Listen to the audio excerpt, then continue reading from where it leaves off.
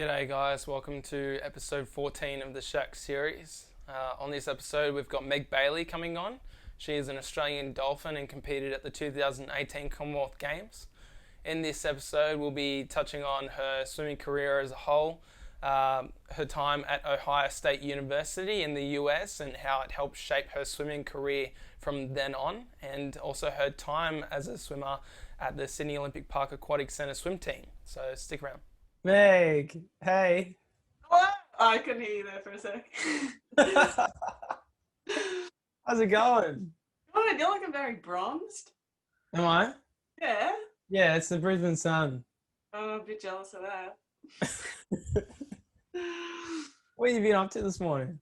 Oh, just had a bit of swim and gym. We had a skills test this morning and yeah. I thought you said Skittles test. I was like, yeah, count me in. Don't tell them. What was your skills test? Just the turns. Yeah. Oh, yeah. And start. Nice. And just usual gym? Yep. Yep. Yeah, nice. Nice. Thanks so much for coming on. I've written a whole bunch of sessions. I've written a whole bunch of questions for you. So I hope they're all right. So first of all, give us a background about yourself and pretty much your swimming career, where you started. So you're from, not the Gold Coast. I'm on fire this morning. In Newcastle. So yeah, just take us through like your swimming career and yeah. Cool. So I'm from Newcastle. I'm one of 4 children. I'm the baby. So I got into swimming just because my older siblings were doing it, and my parents, they were swimmers when they were younger. So I was kind of just forced into it. And yeah, every day they would take us to the pool, and my parents said I had my first race as such when I was 2 years old. I was in the 5 and under 12 and a half splash and dash. So I just swam out to my dad, and yeah, I just kept swimming, really enjoyed it, and yeah, continued on to keep going with it, and yeah, love it. Yeah. So you started in Newcastle, and then later on in your career, you actually were one of, very few Australian athletes that go over to the US to compete or train with a college. So at Ohio State, what was that like? And did you kind of have another avenue to go to if you weren't going to go to the States? Yeah, so looking back, that was the best decision I ever made for me personally. I was 18 and wasn't sure what I wanted to do. I'd been with my club for 12 years and I kind of just needed something new. And for me to succeed both academically and athletically, I just thought it was the best move to go to America and give that a shot, just because I'd known people who from my hometown that had gone over and gave it a go. So yeah, I thought, why not? Like, I've been given this opportunity, so I thought I'd give it a crack, and yeah, it really paid off, and I'm glad I went. You're actually one of very few athletes that go to the college system in the US, and then when they return to Australia to, whatever club that they go to, then to make the Australian Dolphins team. So straight after college, you came back and you made the Commonwealth Games team in 2018. So what do you think, like, how did it go so well for you personally? So like I said, I needed something new to continue my swimming. I knew I had more to give in the sport, and that was always a goal of mine, to make the Australian team since I was little. And they have every facility available over there to make you better. So if you're willing to put in the hard work and do the training, then you're going to succeed. So yeah, I just did all I could, and yeah, it really paid off in the end, and I made my first Australian team. So yeah, really happy with that. Yeah. How is it different from your your club in Newcastle. So you were from Hunter, were you? Hunter? Yeah. Yeah. Yeah. So would have been a very, very different kind of atmosphere, I guess, and environment that you went to Ohio State. Very much, as you said, the facilities are very high performance, and there's so much there. So how different was it from being at Little Hunter in in Newcastle? Yeah, look, I was quite blown away with the eliteness and the high performance type of environment they create over there. And the program that I originally went into was 40 girls, so it was just girls and boys were separate, and it was just phenomenal. Like the way that, like the team, they just support you, and it's just they really push you to be the best athlete that you can be. And yeah, and it's everything is for the team. So that was very different. I always kind of swum like, oh, it was for myself. But over there, it's more, you're going to get up, you're going to do good for the team and get those points for the team as a whole. So it was kind of good getting that kind of perspective instead of being more of an individual type of athlete.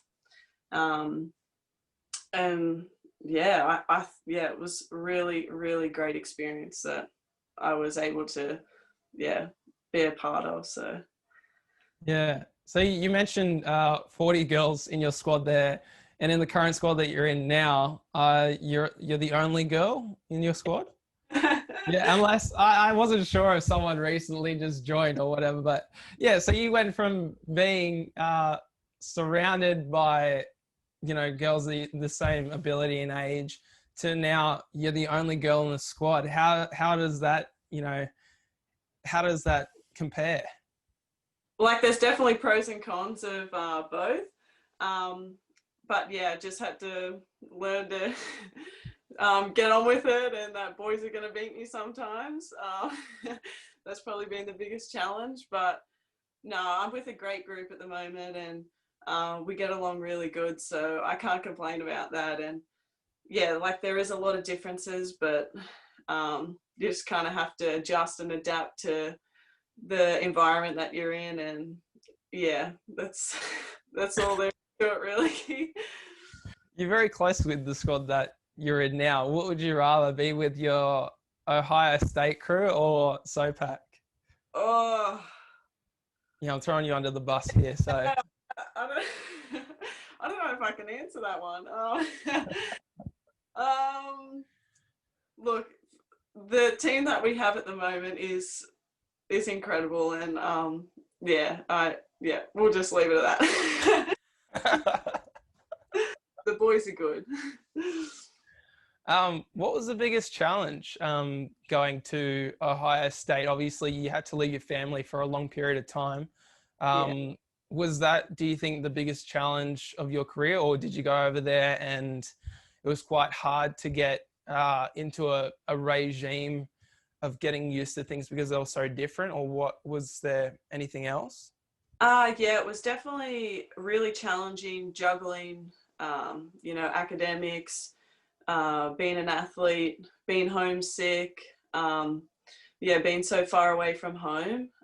They were probably the main challenges.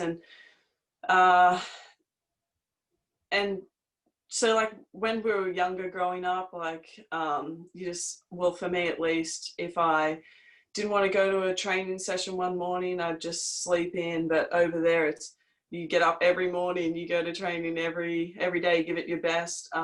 Every afternoon, you don't miss a session. So it was hard adjusting to doing 10 pool sessions, lifting basically every day, and then trying to juggle academics in between all of that. But they really support you and make it easy for you to get everything done. So it made the process a little bit easier, but yeah, definitely challenging at times. Yeah. So this next one's kind of a 3-part sort of question. So favorite swimming memory from when you first started swimming, from Ohio State. Yeah, as I said, I'm on fire. And favorite memory from the Australian swim team as your first time going? Okay. So the first one is my favorite childhood. Yep. Um, that's a tough one. The first one that's coming to mind is probably either national age, going to those meets, they were always fun, and making state teams. I always, for some reason, loved going down to Canberra and racing 100 events and trying to let New South Wales win, but Queensland would always beat us, unfortunately. But yeah, they just made it a lot of fun for us as children and getting all around it and stuff. So yeah, probably that. My favorite swimming memory as a whole, probably either making the Australian team. That was, like I said, that was always a childhood dream of mine. And to make that and swim in a home crowd with all my family there, especially being away for so long, that was really special. And also winning our Big 10 conference over in America, that was also a highlight of mine too. And what was the last one? So yeah, from Ohio State and yeah, Australian swim team. So your time there on the Gold Coast, like, do you have a favorite? Like, do you have a story that kind of sticks out, or like? No, not really. It was just incredible to walk out for a final in front of a whole crowd cheering for you. That was, yeah, something I won't forget. Did you ever have so like back on the challenging part in Ohio, because it is such a big squad, did you feel like you weren't managing yourself as an athlete as good as what you were back home, or was that any different to when you were swimming back home? I would say definitely it was a challenge. So like another difference between the two squads is over there, everyone kind of just does the same thing. It's not really individualized, whereas here everything's pretty much made for you, made exactly for you to get the best out of yourself. So yeah, I would say over there, like, there could have been a chance that I could have been a little bit better had I had more one-on-one time and more like direct kind of training around me. But yeah, that's just another pro and a con, so to the different squads. Yeah. What was the biggest lesson that you learnt from, you know, being overseas for so long, both as as yourself and as an athlete? Yeah, I would say probably not putting such high expectations on myself, and just enjoying like the process and the journey, and not trying to rush through things. Like it will come together in time. It's not going to happen by tomorrow. So just enjoy where you're at the moment, and yeah, try to make the most of it. Yeah, trust the process. Adam Cable's very famous line. Oh yeah. What advice would you give someone who's wanting to go over to the US to swim in the college system? I would say, if like, you're only given so many opportunities, and if you're given that opportunity and it's right for you, like, give it a crack. You can always come home if it doesn't work out for you, but you never know if you don't try. And yeah, it was a really good choice for me, and I'm glad that I was able to participate in it. So yeah. So, being in your current squad, what is the biggest challenge and the biggest benefit of you being the only girl in the squad? So, you're going to have to speak on behalf of other people, other girls that are the only girl in their squad. So, what would you say? Um, it's very challenging sometimes, just because girls like to gossip and, chat too, and sometimes boys don't want to be a part of that. So maybe just having someone there to, hang out with and stuff would be all right. But look, I honestly feel more sorry for the boys to have to put up with me. So I really can't complain too much. You not only train with all boys, but you live with all boys, which are the guys actually in your squad too. So, so you can't escape it. I know. I'm never going to break, but no, they're great. They are really, yeah. They're all like brothers to me, so they're good. Yeah. Do you have a favourite in the squad? I'm going to throw you under the bus again. Oh, look, I think Matt Wilson might do something to me if I didn't say him. So, I can't pick. They're all, we have our ups and downs, but we all really get along, and it's a good squad to be a part of.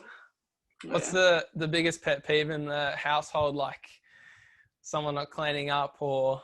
Oh, definitely. Yeah, I have a little slight bit of OCD, so the boys are probably sick of it, but yeah.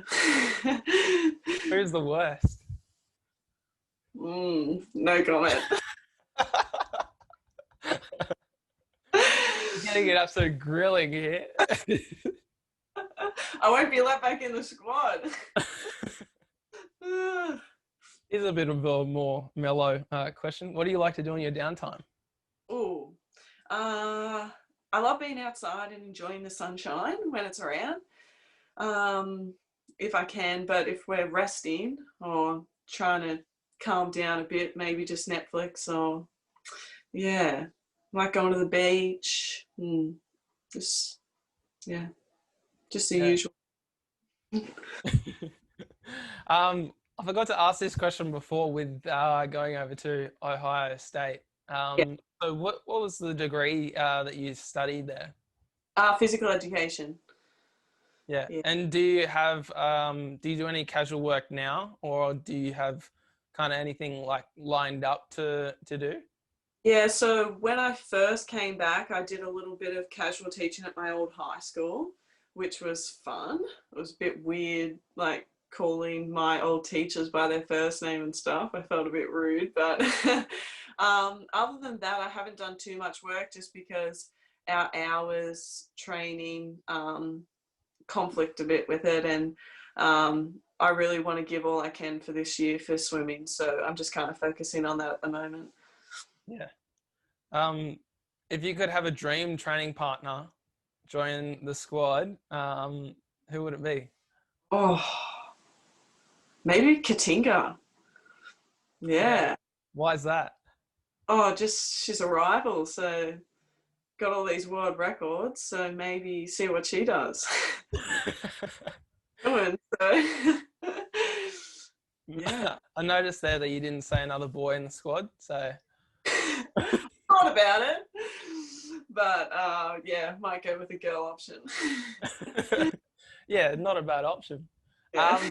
So biggest pet peeve in the squad from your teammates, you have to name who it is, what they do, and also pet peeve that Adam does. I know from experience from being in your squad that it is the type of squad that they love to absolutely grind your gears sometimes, especially if you're in a bad mood. So what's yours?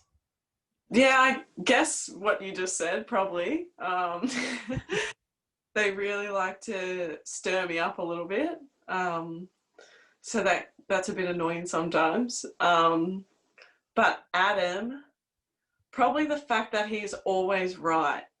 Like, but he's literally always right. Like, he's never wrong. He always, it's not a bad thing, but you can never compete against him because he's always gonna just shoot you down. So you're gonna love hearing that one. You're gonna be the best person in his squad on this.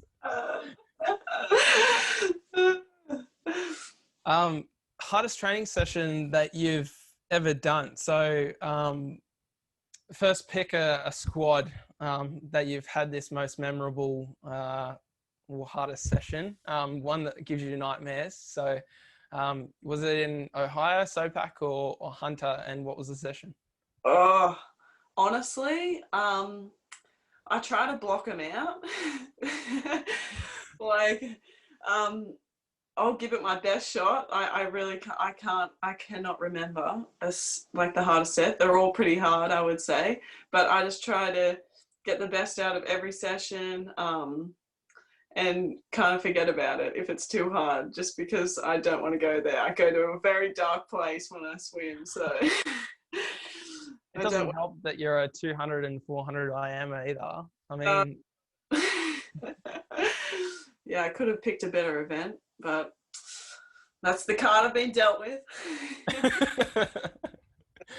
If you could pick any race to be, you know, your pet event, what would it be? Oh, it would be the 400 IM, definitely. What? You're going on that this is the card you've been dealt with and you just drop that? I don't know. You just switch it up. Like 200's a bit too fast, but 400, yeah. But you can choose to be the best. Like you can 50 freestyle if you want. Oh, if I was definitely the very best, then probably a 50 freestyler, maybe. I don't know. That sounds so convincing. Yeah. Nah, maybe 200 fly. Not. No, definitely not. Do you have a favorite session that you've ever done? So like one where you've like come into training and you've absolutely just turned it on and just been like, that's a pretty good session to do. Oh, like I feel that sometimes, but I cannot remember the set. I'm so bad. I'm like a goldfish. Like Adam could give me the same session every day and I'd be like, oh, it's a new set. What did you do this morning? The skills test. Thinking, oh, surely. I had to think about it. Favorite food that you like to have before training, after training, and even after a massive session? What would it be? I'm not a huge eater before training. I might have some yogurt or a bit of toast, depending on what we're doing. But after, I love avocados on toast, like with poached eggs and stuff. Oh, sensational. So that's probably my favorite. Your classic Sydney girl. Oh, classic white girl. And what's your favorite go-to junk food? So anything that you could imagine, what would you pick? Oh, I'm definitely a chocolate girl. Love it. Yeah. But peppermint chocolate. Yeah. Yuck! Out of all the options you can get, you go for peppermint. No, anything but peppermint. I hate it. Oh, right. Oh, okay. I was thinking you are sick. You do 400 IM, you like peppermint chocolate. You're messed up.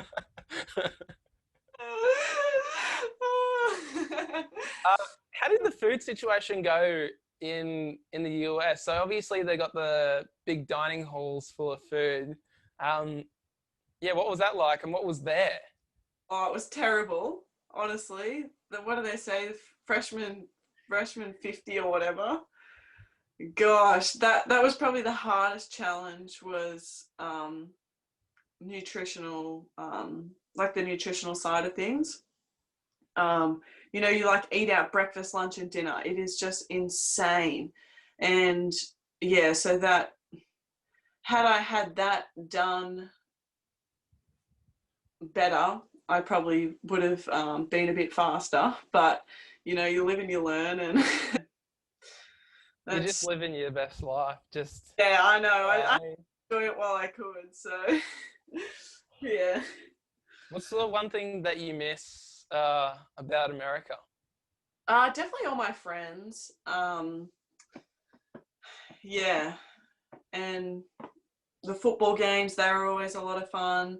110,000 every weekend. at a Saturday football game was just so fun. Yeah, and it was just something different. Like, it was only, looking back, it was only 4 years, but it did seem like a long time while I was there. But yeah, it was just such a great experience, and I definitely would do it over again if I had the chance.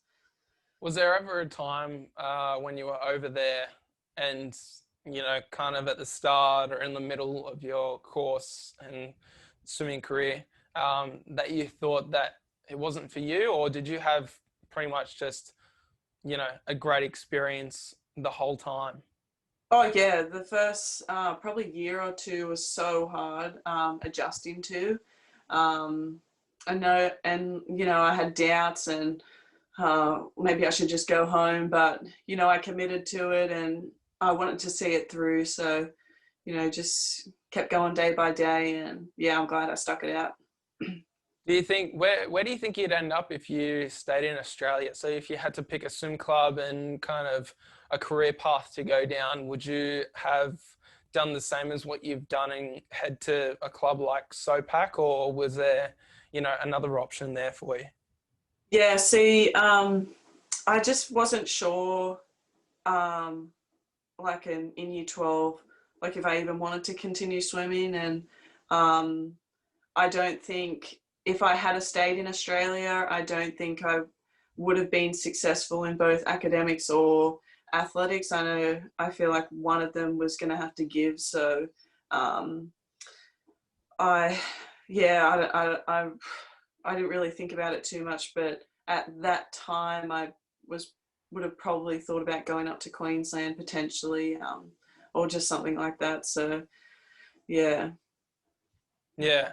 Um, Going on to a bit of racing now. So what's your mindset before a big you know benchmark race event or international race event? So what's your mindset going into it? Is it like you have to be really happy, or are you nervous, or are you just really pumped up? Like, what's kind of your mindset going into it? We'll go the day before and the day of. Okay. I'm definitely like a bit of a stress head, so I'm probably stressing out, very nervous.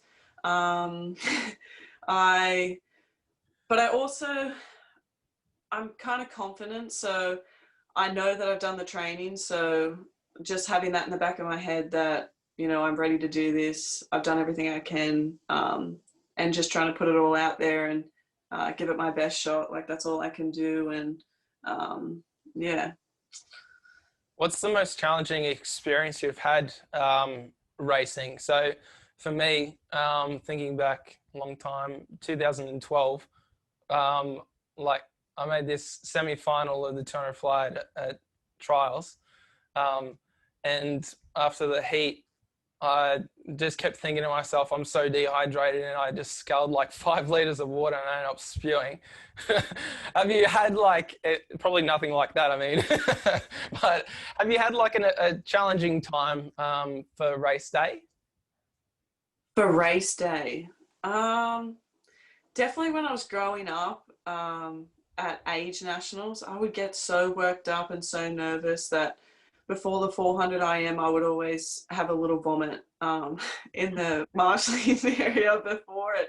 I had such high expectations, and like, yeah, I would just freak out so much. But um, yeah, I can't. Oh, actually, when my last year at NCAA's, I was walking out for the final, and I slipped and fell on my hip.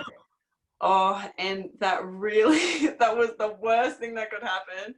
And it really threw me off. And I was just, oh, yeah, I kind of lost my train of thought. And yeah, I didn't execute the race as best as I could have. So yeah, that was probably one of my highlights. What Mm. was your mindset before that? I was pretty ready to go. Like, I'd had my best. I had just qualified for the Commonwealth Games, and I was having my best season yet. And yeah, I was.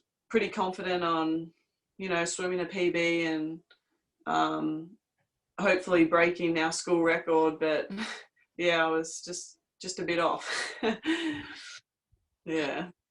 Did anyone have a word to you after that? Like your coach or your teammates? Most people saw it, but my head coach didn't see it. But he came up and he was like, "Oh, I heard you had a fall. Like, are you all right?" And yeah, like we talked through it, and yeah, nothing you can change though. So yeah, A little bit off topic from that last bit. Your favorite achievement? Favorite achievement? Probably making the Australian team. Definitely. Yeah. And what are you looking forward to most next year? Obviously, other than the Olympics. What are you looking forward to most? I'm just really looking forward to enjoying this next year and really trying to get the best out of it. We had some bad luck with it being postponed for another year, but trying to look at it as it's an extra year to get better, and we were at a way better spot than we were last year. So yeah, trying to make the most of every day, and yeah, looking forward to it. What advice would you give your younger self? So if you could go back in time and go to little 10-year-old Meg, what would you say to her? Yeah, I think I touched on it earlier a bit. Just trying to not rush through things and enjoying just swimming and enjoying the friends that I'm making, and don't put those high expectations on yourself, because everything will come together in time. Like, you're only 10 years old, just calm down a little bit. You're not going to be making the Australian team tomorrow. So just enjoying everything a bit more. Yeah. Well, you say that, but then, I mean, you go through, if we look at your history of national age, you actually won a fair few medals through your national age career. Yeah, it definitely paid off. I've always held myself to high standards. So, and I do pride myself on my work ethic. Sorry. So, it's paid off, but I might need to tone it down sometimes. That's all. Yeah. Well, thanks so much for coming on, Meg. That's Oh, of all course. the questions that I've got for you. What are you getting up to this afternoon? Oh, it's our afternoon off. So yeah, probably not much. Just relaxing and getting ready for tomorrow. Big quality session. So. Oh, nice. What do you know what the session is yet? Oh no, he likes to keep it secretive. Yeah. Yeah, that sounds like that. He might tell Matt though. So. Why? Is he playing favourites? No, he's not like that. We're all equal. You should be the favourite. You're the only girl in the squad. That's what I keep telling him. All right. Well, have a good afternoon. And yeah, thanks so much again for coming on. It was good to chat to you again. Yeah, of course. It was great. Thanks for having me. It's all good. See you later. See you later.